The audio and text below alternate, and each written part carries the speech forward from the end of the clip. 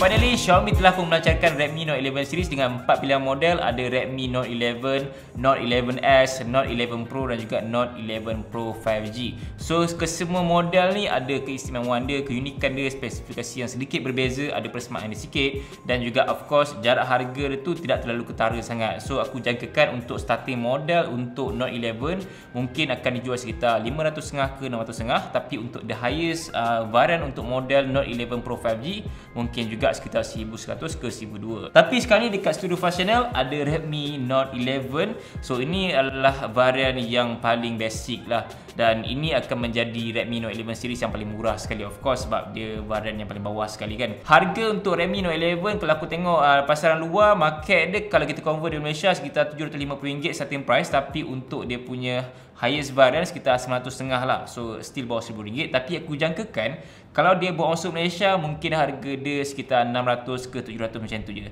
Takkan lebih pada tu lah. Sebab yelah, market Malaysia ni dia berbeza sikit pada market luar kan. Sebab kita macam ada keistimewaan sikit kita market Malaysia untuk Redmi punya smartphone.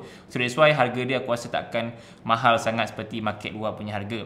Dan untuk Redmi Note 11 ni saja, spesifikasi yang dia bagi tu memang wow, cukup menarik. Dan aku boleh katakan spesifikasi yang dia bagi tu hampir sama dah macam flagship smartphone ataupun mid-range premium punya smartphone kan. Cuma chip dia ataupun adalah dia punya kekurangan sikit membuatkan harga tu lebih murah dan juga lebih berbaloi untuk korang nak beli. Dan ini of course akan menjadi satu smartphone budget yang bagus untuk korang nak beli dekat pasar Malaysia yang akan dilancarkan tak lama lagi lah. Redmi Note 11 yang kat tengah aku sekarang ni adalah berwarna hitam dan dia punya surface adalah matte finish. Bingkai dia ni berbentuk boxy, berkotak, ala-ala macam iPhone 13 series sikit tau. Tapi dia still ada curvy shape dekat dia punya back panel dan juga dekat bahagian skrin dia lah. So tidaklah terlalu boxy sangat, tapi feel tu rasa compact sikit lah.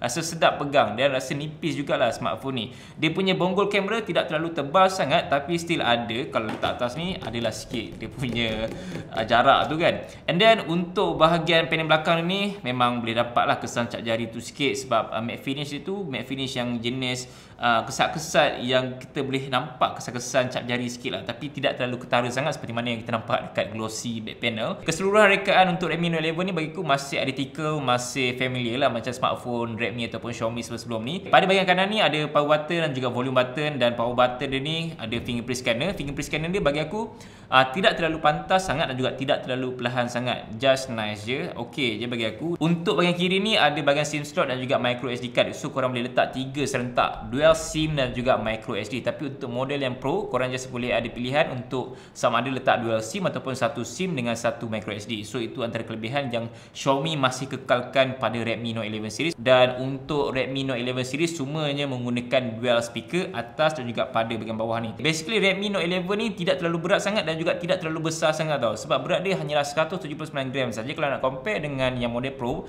dia lebih 200 gram, tapi yang ni dia ringan je, sedap je pegang. Tapi rasalah feel murah tu ada, cuma dia punya rupa tu nampak premium dan juga nampak solid lah bagi mata aku kan. Dan untuk skrin dia saja menggunakan panel jenis AMOLED yang bersaiz 6.43 inci Full HD Plus yang ada refresh rate 90Hz. So itu antara kelebihan yang aku rasa benda ni normal untuk smartphone daripada Xiaomi ataupun Redmi. Of course spesifikasi yang dibagi pada phone-phone luar memang padu-padu, cukup padu untuk harga yang sangat berpatutan bagi aku. So kat sini korang boleh ubah refresh rate daripada 60Hz ataupun 90Hz. So dia akan memberikan kelancaran skrin lebih baik lah, dan aku rasa benda ni adalah satu benda yang wajib ada pada phone-phone mid-range. Kalau tak ada refresh rate tinggi tu, aku rasa macam tak lengkap dah phone mid-range pada tahun 2022 kan.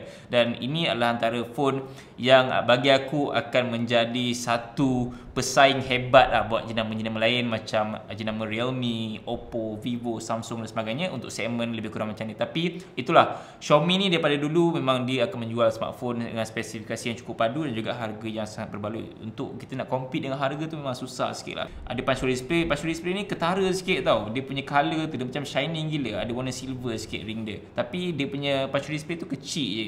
Dan display panel dia bagi aku colour cukup baik, cukup cerah untuk mata aku. Dan so far untuk dia punya feel scrolling tu memang terasa ini adalah 90Hz, sebab aku biasa gunakan 120Hz. So ada sedikit je kurang dia punya scrolling tu. Kalau nak yang 120Hz, of course nak kena pergi kepada model yang Pro instead of model Redmi Note 11 ataupun Redmi Note 11S. Sekarang ni aku nak try dia punya speaker. Dengar macam ni bunyi dia. Hai, Assalamualaikum guys. Bersama aku lagi Faiz Zainal. So, baru ni aku ada test 1X flagship smartphone yang dilancarkan pada tahun 2019 dan masuk tahun ni sekitar almost 3 years lah usia. Color so, screen okey lah. Tidak terlalu over saturate sangat, over HDR sangat kan. Sebab ada smartphone yang dia punya color kalau kita tengok YouTube ke ataupun dia punya eye compact tu semua nampak macam over bright, over saturate sangat. Color dia membuatkan macam nampak fake, macam Black Shark punya color screen kan, ataupun macam Sony Xperia 1 kalau kita guna standard mode dia, color tu memang nampak over gila. Tapi yang ni color dia serba natural dan bagi aku dia more tu macam blue ataupun yellowish sikit je. Dan just nice lah color panel AMOLED dia. Masa tahun 2014 harga dia adalah 4,300 kat Malaysia punya harga. Tapi sekarang speaker dia of course lah tidaklah terlalu bagus sangat. Speaker dia bagi aku just nice lah untuk phone dengan price range yang bagi aku sangat berpatutan. Kalau dijual dengan harga sekitar 600 ke 700 ringgit memang okay, just nice untuk dual speaker dia, but tidak terlalu bagus sangat. Of course ini bukannya phone yang mahal. Aku suka dengan feel pegang phone yang bersaiz 6.4 3 inci ataupun 61 inci. Dia punya feel pegang tu tidak terlalu rasa besar sangat lah smartphone ni. Dia rasa macam kita still in control walaupun gunakan satu tangan saja pegang smartphone ni. Dan jariku korang boleh nampak memang sampai ke dua jari ni. By the way, Redmi Note 11 ni dilengkapi dengan bateri sebesar 5000 mAh dan ada fast charging 33W dalam kotak jalan dibagi sekali. Cuma in terms of penggunaan daily usage tu aku tak cuba lagi sebab aku baru je dapat dan juga baru je unboxing ni. So aku jangkakan mungkin dia akan bertahan daripada pagi sampailah ke malam sebab should be untuk bateri sebesar itu dengan saiz panel AMOLED 6.4 3 inci ni boleh bertahan lama lah sepatutnya. Tapi itulah, aku akan cuba penggunaan harian aku macam mana. Dia punya refresh rate tinggi apa semua kan. Dia punya chip pun boleh tahan juga sebab untuk smartphone ni menggunakan chip Qualcomm Snapdragon 680, tiada 5G, hanyalah 4G saja. It's okay untuk price range dia. Dan ya, aku akan test performance wise dia macam mana nanti, sama ada smartphone ni boleh main game yang heavy ataupun tidak, sesuai untuk siapa, untuk gamers ke yang ada bajet yang rendah. Untuk RAM dia ada dua pilihan saja, iaitu 4GB of RAM ataupun 6GB of RAM, tiada 8GB RAM. Dan storage pun ada dua pilihan saja, iaitu 64 ataupun 128GB storage. By the way, untuk kamera dia aku impress jugalah sebab Xiaomi bagi kamera yang cukup baik juga spesifikasi dia. Untuk kamera saja menggunakan 4 kamera. So ada satu kamera iaitu kamera utama 50MP, ada ultra wide 8MP, dua kamera lagi 2MP, makro dan juga depth sensor lah. So basically sensor paling besar ni adalah sensor untuk 50MP dia. Dan aku ada ambil a few gambar menggunakan Redmi Note 11 ni. Korang boleh tengok sendiri hasil gambar daripada kamera Redmi Note 11.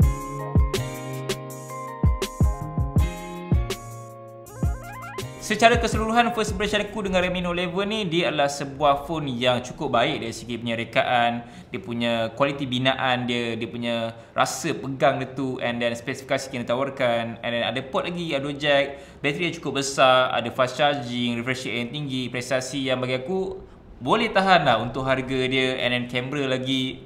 Aku rasa dia cukup bagus lah untuk sebuah phone dengan harga yang agak murah untuk korang dapatkan dekat Malaysia. Sebab yelah, aku jangkakan harga dia takkan mahal, takkan lebih daripada 800. Mesti punya sekitar 600 ke 700 ringgit macam tu je. Dan of course, untuk nak lebih sikit daripada Redmi Note 11, korang nak kena pergi kepada Redmi Note 11S ataupun Redmi Note 11 Pro yang just tambah a few hundred saja. Dan of course, bila Redmi Note 11S ataupun Redmi Note 11 Pro dah sampai kat tangan aku akan buat sedikit ulasan mengenai smartphone tu dan korang just nantikan. So far aku suka dengan feel pegang smartphone ni. Dia rasa macam sedap je. Sebab sebelum ni kan dia punya shape tu macam curvy kan, tapi yang ni dia boxy sikit dan dia punya shape untuk back panel dengan screen dia sikit ada curvy sikit je. So dia punya feel tu macam selesa lah kat tangan, tak rasa tajam lah kita punya feel tu kan dekat smartphone ni. Smoothness untuk dia punya screen tu memang terasa sebab yelah dia menggunakan panel AMOLED dengan 90Hz, cuma dia tak cukup laju lah macam 120Hz kan. But it's still okay lah bagi aku kan, still usable. Dan dia punya MIUI 13 ni, MIUI terbaru ni tau. So in terms of dia punya feel tu, dia macam another feeling lah untuk nak gunakan phone Xiaomi kan. Walaupun ya ada yang cakap bugs lah apa semua, tapi aku akan find out sama ada MIUI 13 ni ada bugs ataupun tidak. So far bila aku belik-belik ni tak ada lagi error ke tiba-tiba terkeluar sendiri ke semua, tak ada.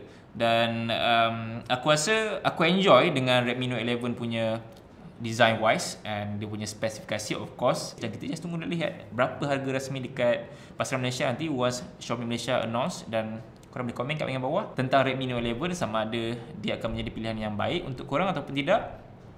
Dan ya, Itu saja untuk video kali ini, dan kurang-kurangnya video ni, dan sebarang pertanyaan ataupun komen just tinggalkan saja kat bahagian bawah. Like, share dan juga subscribe channel aku. InsyaAllah bertemu lagi dalam video. Assalamualaikum. Bye. Redmi Note 11.